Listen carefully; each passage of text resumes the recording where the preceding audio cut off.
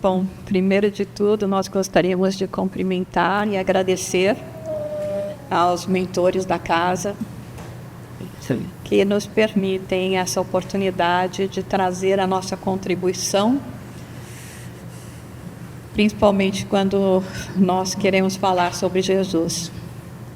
Agradecer ao querido tio Di, tio Nilson, que visualizaram essa obra e a materializaram, e agora também ao nosso presidente Mário Sérgio, a Tânia, e a todos vocês que sei que vieram hoje para também, como eu, como todos nós, procurarmos nos aproximar um pouco mais de Jesus e dos seus ensinamentos. Por isso que para a noite de hoje nós escolhemos uma temática que já vai até dar uma introdução, né? Uma pequena introdução ao trabalho do nosso querido professor Celestino, que mora assim também no nosso coração e tem toda a nossa admiração pela constância, pela seriedade com que ele trata os ensinos de Jesus e divide esses ensinos conosco. E falando hoje a respeito da pedagogia de Jesus, né? Porque quando Kardec pergunta em O Livro dos Espíritos, na questão 625, que é muito conhecida para todos nós, né? Qual é o tipo, né, para a humanidade, que a humanidade deveria seguir como guia e modelo, e a resposta dos Espíritos, que é a mais curta do Evangelho, né? Veja Jesus, no sentido de que nós possamos nos espelhar, não somente nas palavras, mas acima de tudo nos atos de Jesus. Mas aí nós imaginamos Jesus, e como nos fala o Espírito Emmanuel na obra Caminho, Verdade e Vida, ele diz que Jesus não deve ser ou servir de referência para nós como um modelo de adoração, mas sim como um modelo de vida. Porque às vezes a gente fica naquela, né, de falar de Jesus, de louvar Jesus, mas quando chega no momento de nós seguirmos o nosso dia a dia, nós tomamos um caminho diverso. Nós achamos que aquilo só para um espírito de escola, como é Jesus, e que não serve ainda para a gente, ou que nós não temos a possibilidade desse alcance. E Jesus, então, tão extraordinário, esse espírito puro, guia e modelo, ele, quando nos apresentou os ensinamentos, ele nos traz assim esses ensinamentos em diversas categorias. Em alguns momentos, ele mexe com as nossas emoções. Então, em vez de simplesmente chegar e te passar esse ensinamento, ele te faz sentir. E através do sentimento, nós vamos nos conectar ou não com o ensinamento e com a mensagem. Então, por exemplo, quando a gente vê em Lucas, um momento em que Jesus vai visitar uma sinagoga, e aí às vezes a gente fica até intrigado, né? Mas parece que Jesus só fazia cura no dia proibido, né? Que era o dia de sábado, né? Porque estavam sempre falando, mas você vai curar no sábado. Só que, normalmente, o dia da sinagoga era o dia do sábado, depois do Shabat. E chega esse homem, que fisiologicamente trazia as mãos paralisadas, mas também num simbolismo que depois nós podemos trazer para nós também, se nós não estamos com as nossas mãos paralisadas. E ele solicita a cura. E aí Jesus olha para todos, né, os doutores da lei que ali se encontram, e pergunta: que dizes? Ninguém fala nada. E Jesus chama o homem para ser reintegrado à sociedade, quando ele fala, venha para o meio, e cura, reestabelece fisiologicamente, completamente a mão daqueles homens. E aí ele fala assim: qual de vocês que tivesse um filho ou mesmo um animal que necessitasse de um socorro no dia de sábado, não teria com ele compaixão. Então, ele trabalhou nesse momento com um sentimento, com uma emoção de compaixão. Em outros momentos, chegava Jesus nos ensinando pelo próprio exemplo. Por exemplo, no momento em que ele vai realizar o lava-pés dos discípulos. Ele dá o exemplo, então dizendo: vocês me chamam de mestre, e o mestre serve a vocês, mas serve ao Pai. E se eu estou fazendo isso, o que vocês não devem fazer também pelos seus semelhantes. Então, mostrando que ele se colocava numa posição de absolutamente humildade perante todas as criaturas, seus irmãos de humanidade, que somos nós, filhos de Deus. Aí ele chegava e ensinava por uma metodologia que também é muito impressionante, que é a metodologia da razão. Eu vou te levar a pensar. Quando chega aquela passagem que nós conhecemos bem, a parábola do bom samaritano, o que acontece? Chega o doutor da lei e pergunta para Jesus: o que eu tenho que fazer para entrar na vida eterna? E Jesus, já percebendo a sagacidade, né, porque a gente sabe que os doutores da lei toda hora estavam querendo, de alguma maneira, comprometer a Jesus e a sua missão. Aí ele fala: o que está escrito na lei? Mas mais importante do que isso, eu fico entusiasmada mesmo, sabe, gente? Quando eu fico falando da vida de Jesus e pensando em Jesus, é como se eu estivesse vendo, tá? Então, meu entusiasmo é esse mesmo. Jesus chega e fala: o que está escrito na lei? Mas como você a lê? Não é a gente no WhatsApp, de repente, alguém manda uma mensagem para você toda carinhosa, mas você está num dia meio atravessado, você já lê aquilo tudo errado, que não tinha conotação da pessoa. Ele pergunta para ele: como você lê a lei? Qual é o seu entendimento? Porque a gente lê uma coisa, mas entender o que está escrito, qual é o alcance daquilo. Aí ele fala: amar a Deus de todo o coração, de toda a mente, de toda a vontade, e ao próximo como a si mesmo. Aí ele não ficou satisfeito, quis pegar Jesus de novo. Quem é meu próximo? Então Jesus, nesse momento, ele usa o método de Sócrates, o método socrático, que é chamado de maêutica, onde ele fala: eu sei que essa pessoa que está me questionando não quer a minha resposta. Qualquer resposta que eu for dar não é satisfatória. Então, a única maneira de eu ter uma conversação com essa pessoa é fazer com que ela mesma responda as suas perguntas. Diz que era muito irritante conversar com Sócrates, que ele nunca respondia nada. Chegava num ponto e falava: eu não conversei com ele, ele só me perguntou. E é interessante porque fala que esse método de maêutica é porque era a palavra usada em grego para a mãe dele, que era parteira. Mas eu também depois descobri que o pai dele era escultor. Então eu acho que a gente também tem que atribuir tirar a escultura da pedra como um método de maêutica quase também. E aí ele pergunta para Jesus: mas quem é meu próximo? E aí Jesus conta a história do bom samaritano. E quando você escuta uma história que passou um doutor da lei, passou um de levita, deixou a pessoa lá necessitada ao largo, não quero nem chegar perto porque me contamina, e vem um samaritano que tinha má fama e ajuda, o que a tua lógica vai dizer? Você não consegue dizer que quem foi o próximo foi aquele que deixou lá, né? Ele vai dizer: foi o samaritano. Então vai e faz o mesmo. Era assim, então, trabalhando a emoção, trabalhando a razão, mostrando que ele mesmo ia e fazia.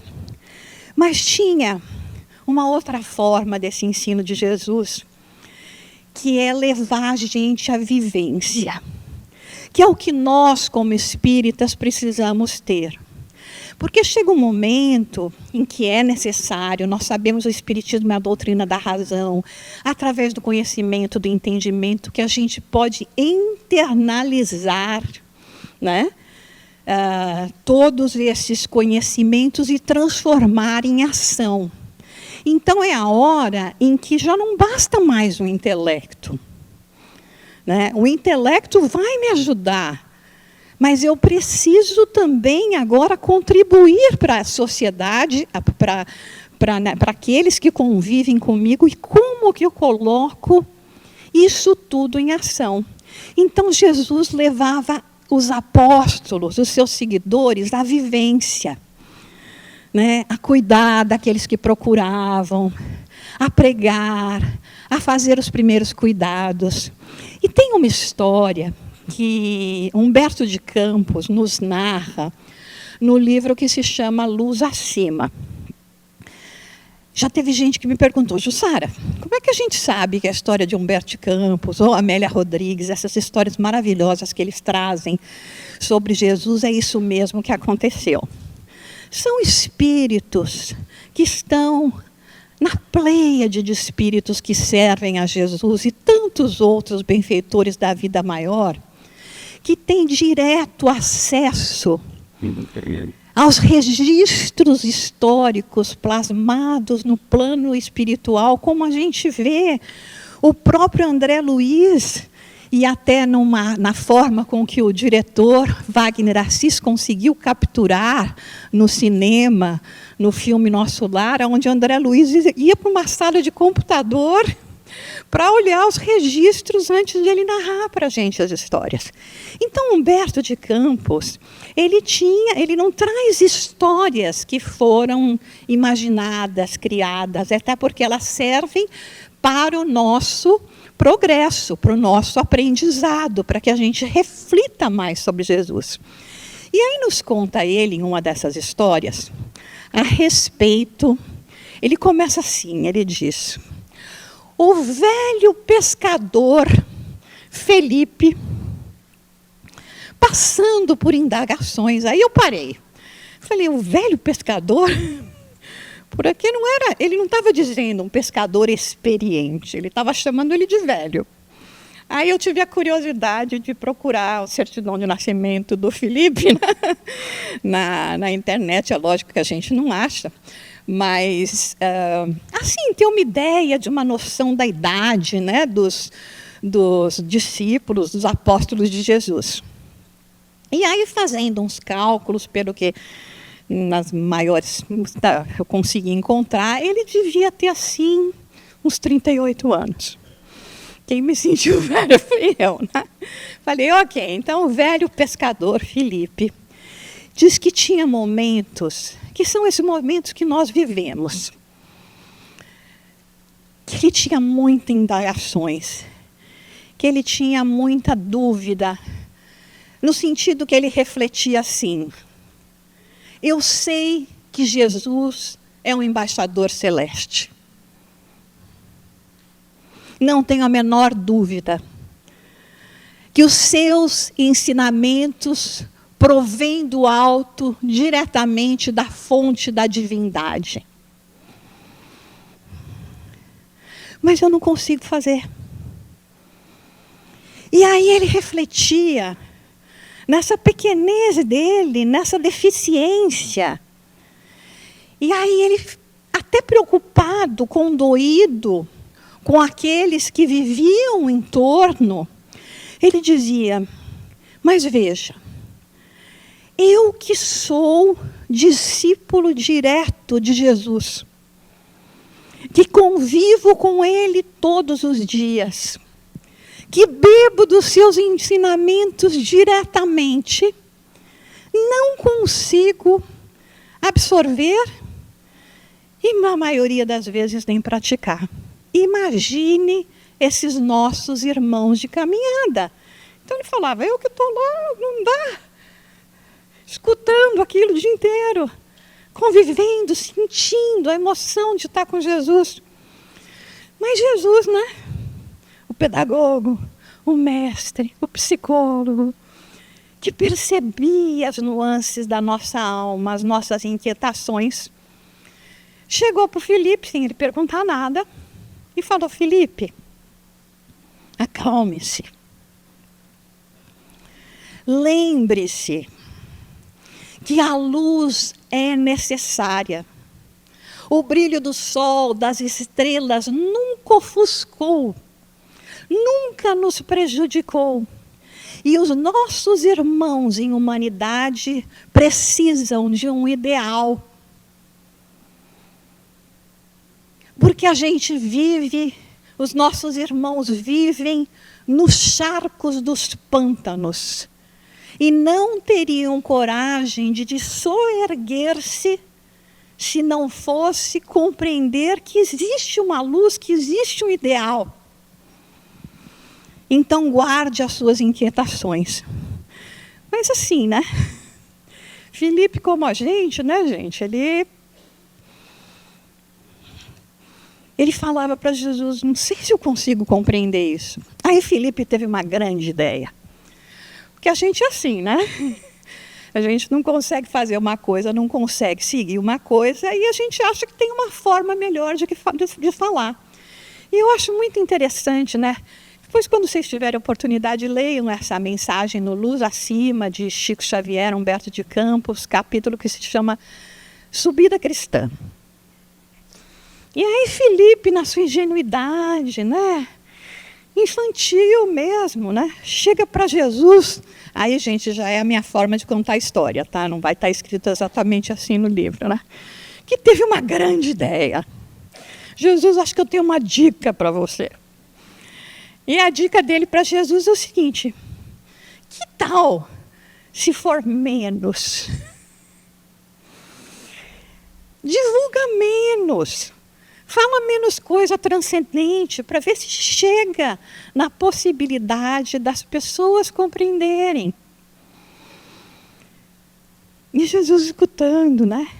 Aí ele ainda ousou falar para Jesus o seguinte: olha, a gente sabe que tem muito trabalho pela frente. Você podia revelar só um pouco, depois deixa para os seus continuadores continuarem as revelações. E foi uma ótima ideia dele.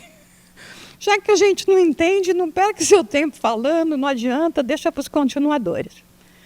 Jesus ouviu tudo, né? Falou para ele, tentou acalmar o pensamento. Mas ele falou, Jesus, eu não compreendo. Passado um tempo, Jesus chega para Filipe e convida Filipe para um passeio. Aí eu já me coloco no lugar de Filipe, já fico pensando, no meio daqueles 12, Jesus me chamou sozinho para passear com ele. Né? Imagina a alegria de Filipe para ter a vivência. Aí, mal sabia ele, pobrezinho, que ele convidou o Filipe para escalar o monte mais alto que existe em Israel, do lado do Mediterrâneo, que é o tal do Monte Hermon, que se vai escalar nessa temperaturinha, no mínimo amena, aqui de Salvador, de 35, 40 graus, quase 50. Mas Filipe seguiu todo entusiasmo, porque foi ele o escolhido. E chegam lá, né? Ainda quando estão na planície, aquelas folhas, é um lugar lindo, gente. E a vegetação, e o colorido das flores, o verde. E aí ele começa a subir. E obviamente a paisagem muda. Começa a ficar mais árido, começa a ficar mais difícil. Aquele dia de sol. E o caminho, né, como a gente imagina, um caminhozinho de pedra. E aqueles pedregulhozinhos pequenininhos, que eles não tinham sapato protetor, né, gente? Era aquela sandalinha mesmo, que a gente até gosta de usar hoje, né? Estava lá com a havaiana do tempo, né? Subindo aquele caminho, e aquelas pedrinhas que entravam e machucavam o pé de Filipe. Parece que de Jesus não machucava, mas o do Filipe machucava. E diz que aí Filipe chegava para Jesus e pedia para dar uma parada. Parava, sentava, tirava a sandália, limpava os pés, tirava aquelas pedrinhas que entravam bem, aquelas areinhas que entravam bem no meio dos dedos, que já estavam sangrando. E diz que ele teve que repetir essa operação várias vezes, até que eles chegaram no alto do Monte Hermon. E aí, quando chegaram lá, Jesus vira para ele e fala: Filipe, como você deve ter percebido, não foi o sol, a claridade do dia, que atrapalhou a nossa jornada. Foram as pequenas pedrinhas do caminho que não nos permitiram fazer essa caminhada de maneira mais amena. Assim é na vida.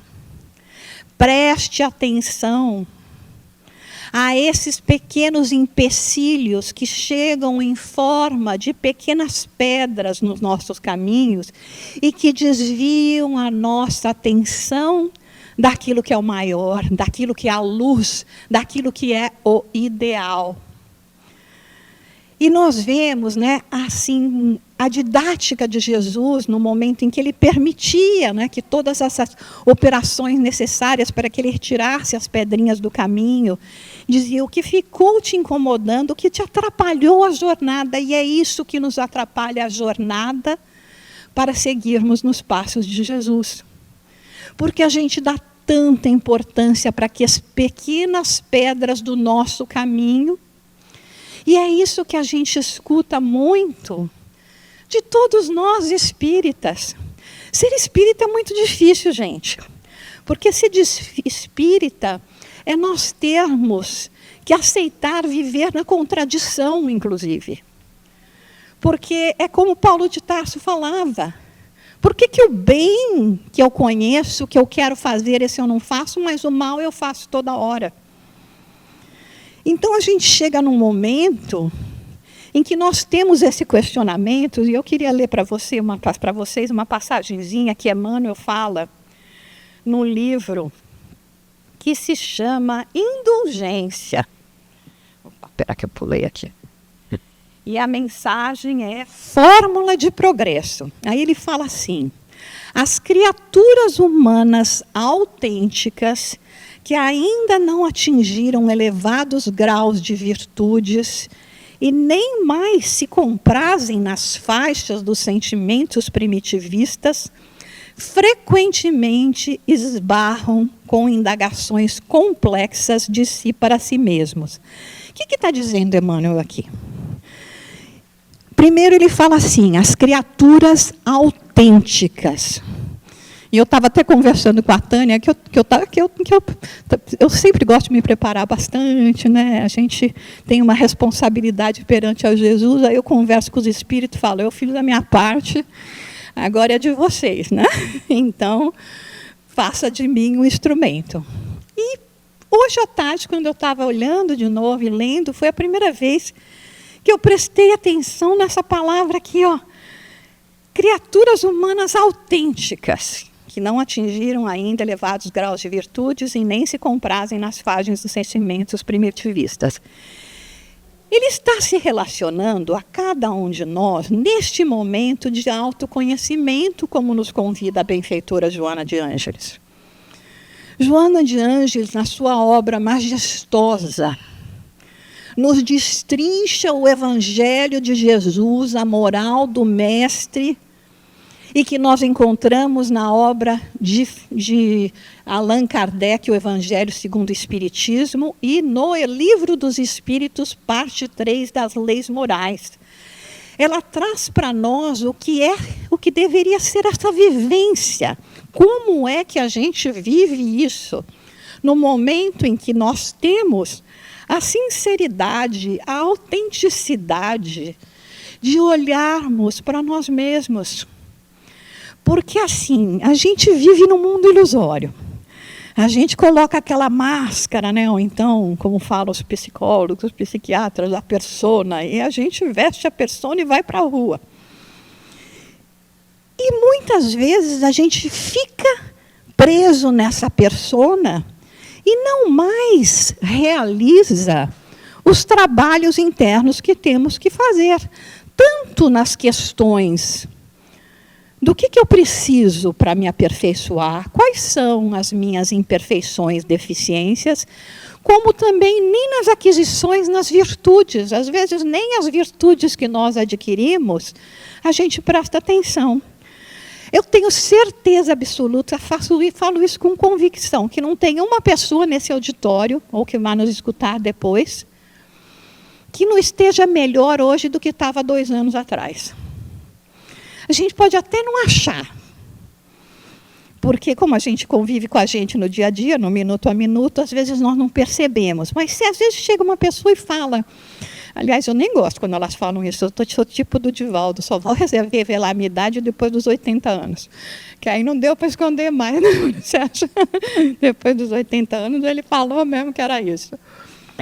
As pessoas chegam e falam, nossa, mas você está mais calma, mais paciente, será que é a idade? A gente ainda tem que escutar isso, né? Não, é porque a gente está aqui, fazendo esse trabalho, né? E aí, Emmanuel convida a que a gente tenha essa autenticidade. Você não precisa contar para ninguém, não é para dividir com o mundo, mas para você mesmo. Para saber o que é que eu estou notando que não está muito bem. Né? E ele diz, são esses que estão já nessa posição que é a nossa. Né? E é muito difícil essa nossa posição. Às vezes a forma como eu visualizo é aqui mesmo, né? A sombra aqui, né, do passado, do nosso eu velho, né? Das vidas de desregramentos, de ignorância. Mas aí eu já vejo que para lá tem uma luz e aquela luz me atrai e eu quero chegar lá. Mas essa luz para eu passar é a porta estreita no sentido de que se eu não me desvincular daquilo que tem me segurado, né? Então Emmanuel fala que nós devemos nos olhar realmente como aprendizes da vida. Nós estamos aqui num educandário, que é o planeta Terra. E como qualquer educandário, ninguém chega no educandário, ninguém chega numa escola e passa com 10 o tempo todo, né? Ou com a maior nota, não sei o que fala hoje, mas na minha época era 10, o tempo todo. Nós vamos ter mais dificuldades em alguma matéria, nós vamos ter falhas, nós vamos seguir pelos caminhos do engano. Aí nessa página, nesse livro que ele chama de indulgência, e que também é muito significativo. Porque ele está nos falando, não é simplesmente para que a gente seja indulgente com as pessoas, mas indulgente com nós mesmos, entendendo que nós ainda estamos no início da jornada. E ele fala assim, se você não se reconhecer ainda como aprendiz, é difícil, porque vai ter falha, vai ter engano. Mas o que a gente faz na escola? Quando tem falha, tem engano, faz o quê? Faz de novo. Repete a prova, repete o ano. E no fim a gente sai tudo vencedor, sai tudo diplomado, porque a lei é de progresso. Não vai ter ninguém que fica para trás. Isso me veio a imagem, né, de Jesus, né? Nenhuma ovelha estará perdida no reino de meu Pai. E naquela simbologia, Jesus não só vai atrás da ovelha perdida, mas ainda carrega aqui no colo, ao redor do seu pescoço. E a gente, bem como ovelhinha, né? Bonitinho às vezes, né? Engraçadinho, na fase da infância, ainda meio animal. A gente é teimoso, não, está todo mundo indo para lá, mas eu quero ir para cá. Eu quero testar os caminhos. E o livre-arbítrio nos permite isso. Mas aí Emmanuel chega e diz, de qualquer forma, não importe as falhas, não importe as contradições, que nós falamos, mas gente, eu estou sem vergonha hoje, não é possível, como é que eu pensei um negócio desse, como é que eu respondi para uma pessoa dessa forma, eu já sei melhor. Ele fala, não desanime, e acima de tudo, não desista. Acredite em você. Acredite que nós somos esse filho de Deus. E que como filhos de Deus, o nosso destino de centelha de luz é sermos luz. Vós sois deuses, podeis fazer muito mais do que eu fiz até. Jesus falava para a gente. Então, nessa mensagem, que eu acho que ela vem, assim, de uma certa forma, coroar, né, esse exemplo que nós trouxemos de Filipe, no sentido de compreender que mesmo um apóstolo, que se tornou depois, na época, discípulo, seguindo Jesus, ele tinha os seus questionamentos. Ele sentia as suas imperfeições, mas em nenhum momento abandonou o Mestre. Seguiu até o sacrifício, dando sua vida por Jesus, em nome de Jesus, levando os ensinamentos em nome de Jesus. E nós, espíritas, somos convidados à mesma coisa.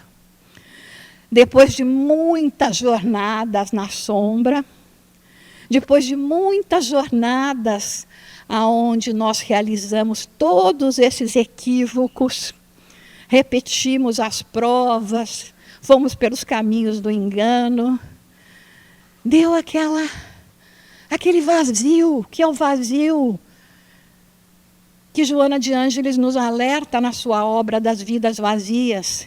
Prestai atenção. São esses os caminhos que a gente quer fazer de novo, que a gente já sabe que não deu certo? Ou será que a gente quer seguir para a vida plena? Mas seguir para a vida plena é esse desafio.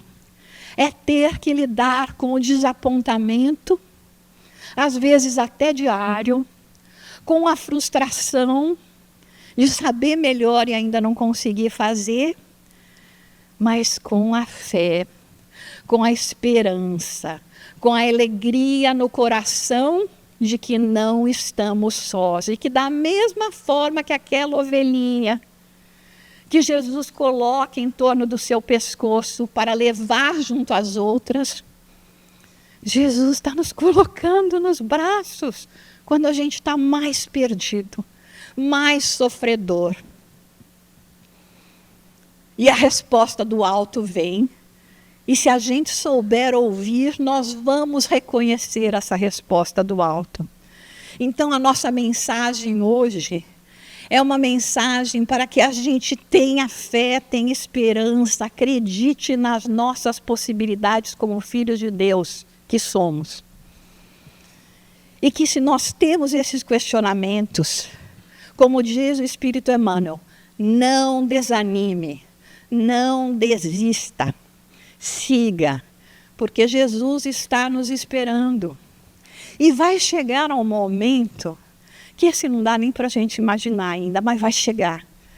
Que é aquele momento em que o apóstolo Paulo descreve naquela sua carta aos Gálatas, que ele fala, já não sou eu mais quem vive, é Jesus que vive em mim. Porque chega esse momento em que nós vamos saber utilizar Jesus como guia e modelo, compreendendo toda a sua jornada, toda a sua forma amorosa, toda a sua didática, para nos trazer de forma viva o Evangelho, a boa nova do reino de Deus.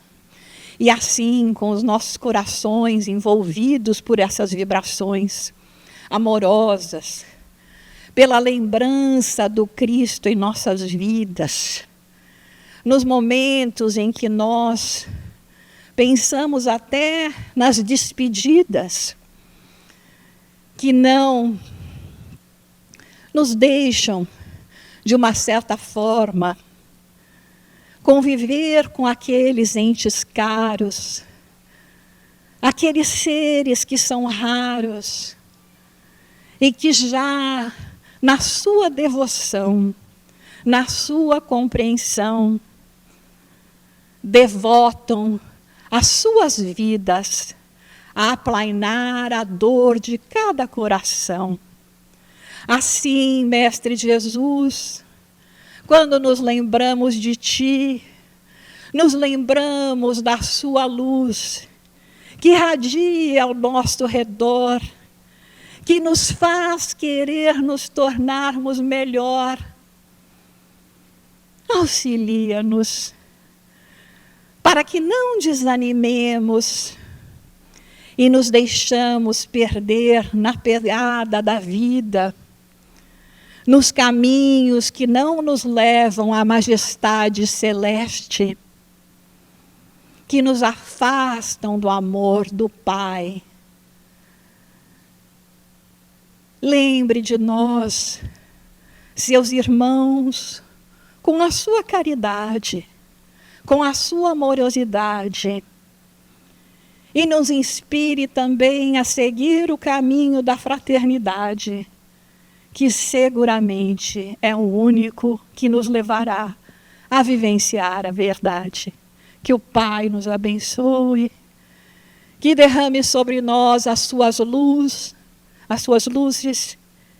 e que nossos lares, nossos familiares, nossos amigos sintam esse abraço fraterno e venham conosco nesta jornada evolutiva. Que o Pai nos abençoe. Muito obrigada.